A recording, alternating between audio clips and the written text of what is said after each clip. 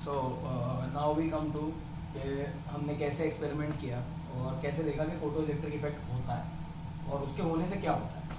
तो photo electric effect के लिए हमने बेसिक एपरेटस लिया, कैथोड रे ट्यूब लिया, उसमें ऊपर स्प्लिट डाला और सनलाइट को पास होने दिया।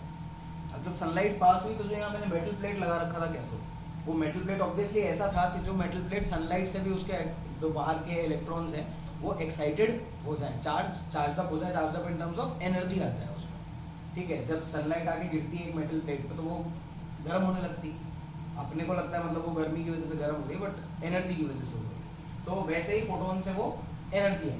तो जब सनलाइट आके गिरी प्लेट पे तो एक इलेक्ट्रॉन जो एक आउटर शेल में था वहाँ पे, जो एक्सटर्नल इलेक्ट्रॉन्स थे, उनमें से इलेक्ट्रॉन क्या होता है, निकल जाता है बाहर, उसको उतनी एनर्जी मिल जाती है कि वो फ्री हो जाए बाहर निकलने के लिए। जब वो बाहर निकलने के लिए फ्री हो जाता है तो वो बाहर निकलता है सरफेस से और भागता है किस तरफ, इलेक्ट्रॉन है तो पॉजिटिव साइड की तरफ भागेगा तो वो एनोड की तरफ भागता है। अब ऑब्वियसली वो एनोड की तरफ भागता है और उसमें क्या होता है, एक फोटोन हिट कर रहा है एक इलेक्ट्रॉन को। अब फोटोन क्या है, फोटोन तो एनर्जी है, रेस्ट मास उसका जीरो है। तो अगर फोटोन आके इलेक्ट्रॉन को हिट किया, प्लेट को हिट किया, उसने इलेक्ट्रॉन को हिट किया, तो वो तो सारी की सारी अपनी एनर्जी इलेक्ट्रॉन को दे देगा। अब ये कोई जरूरी थोड़ी है कि जितनी एनर्जी फोटोन लेके आ रहा है उतनी ही एनर्जी एग्जैक्टली इलेक्ट्रॉन को चाहिए कि वो प्लेट की सरफेस से बाहर निकले। ऐसा भी तो हो सकता है, कम चाहिए। ज्यादातर केसेस में ऐसा ही होता है कि कुछ ना कुछ तो वेरिएशन होता ही है। तो तब क्या होता है, energy of photon is equal to energy needed to remove electron from metal surface. तो जो एनर्जी हमको चाहिए कि हम मेटल सरफेस से इलेक्ट्रॉन को निकाल सकें, उसको हम क्या बोलते हैं, उसको हम बोलते हैं वर्क फंक्शन। क्या बोलते हैं, वर्क फंक्शन। डिनोट किससे करते हैं, फाई से। ये मेटल की प्रॉपर्टी है, हर मेटल के लिए डिफरेंट होगा केस, तो हर मेटल के लिए वर्क फंक्शन डिफरेंट होगा। बट जब मैं मेटल की बात कर रहा हूं, जैसे लेट से आयरन, तो आयरन के लिए तो वर्क फंक्शन सेम ही होगा ना, एक फिक्स्ड क्वांटिटी होगी कि भाई इतनी एनर्जी दोगे आयरन के सरफेस को तो वो इलेक्ट्रॉन बाहर छोड़ देगा। तो वो हर एक मेटल के लिए एक फिक्स्ड क्वांटिटी है, बट सभी मेटल के लिए सेम नहीं। तो वो एक फिक्स्ड फॉर एवरी मेटल, वो एक फिक्स्ड क्वांटिटी है फॉर एवरी मेटल। तो एनर्जी आई, फोटोन आया, एक पंच आया, पंच आके यहाँ पड़ा। ऐसा थोड़ी होता है कि पंच यहाँ पड़ता है तो सिर्फ यही इफेक्ट होता है, उसकी गर्दन में ऐसे भी तो जाती एनर्जी मिलती है ना, उसको काइनेटिक एनर्जी मिलती है, तभी तो वो जबड़ा इस तरफ जाता है। तो वही हुआ है इसके साथ भी कि एनर्जी ऑफ फोटोन जो आ रही थी वो किस पे डिपेंड करती है, वो वेवलेंथ और फ्रीक्वेंसी पे डिपेंड करती है, किस वेवलेंथ की लाइट आ रही है, किस फ्रीक्वेंसी की लाइट आ रही है। तो उसके हिसाब से वो हो जाता है एच न्यू या फिर एच सी बाय लैम्डा। अब उसमें आ गया इक्वल टू क्या है, वर्क फंक्शन। अब जरूरी नहीं कि वर्क फंक्शन और ये सेम हो, इसका मतलब आगे उसको क्या मिलेगा, एनर्जी। आगे जो एनर्जी मिलेगी वो एक्स्ट्रा एनर्जी ऑफ फोटोन, वो क्या हो जाएगी, becomes kinetic energy of electron.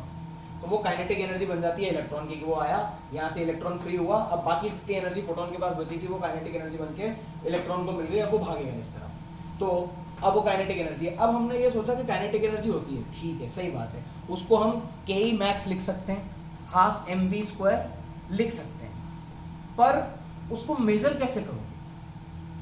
वो मेजर करने के लिए हमने क्या किया कि अगर हमने जो ये नीचे ईएमएफ लगा रखा है, इस ईएमएफ को मैं अगर करंट के ऑपोजिट डायरेक्शन में लगा दूं तो वो इस इलेक्ट्रॉन को अपोज करेगा।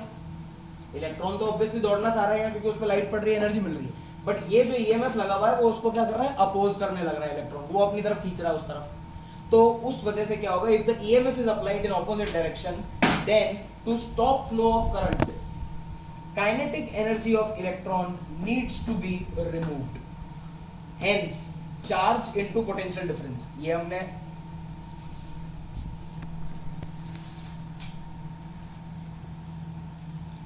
तो चार्ज इनटू पोटेंशियल डिफरेंस ये हमने पहले भी पढ़ा है कि ये एनर्जी होती, तो दिस मच एनर्जी जिसको हम क्या लिख सकते हैं, चार्ज ऑफ इलेक्ट्रॉन है ई, पोटेंशियल डिफरेंस जो हमने यहाँ लगाया है दैट इज वी का पोटेंशियल डिफरेंस, तो that is capital V, which is equals to kinetic energy maximum।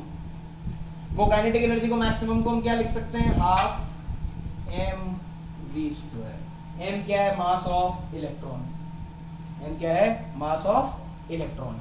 तो अगर टोटल इक्वेशन देखने जाऊंगा तो एक फोटोन जब एक इलेक्ट्रॉन को आगे हिट करता है तो क्या होता है, फोटोन की एनर्जी होती है एच सी बाय लैम्डा, जो कि पूरी की पूरी एब्जॉर्ब हो जाती है, एब्जॉर्ब होके वो बनता है H C by lambda naught, या फिर उसको लिख सकता हूँ H mu and H mu naught. Mu naught क्या है, वर्क फंक्शन का frequency, plus kinetic energy maximum, या फिर plus E into capital V, this is potential difference, and this potential difference is called stopping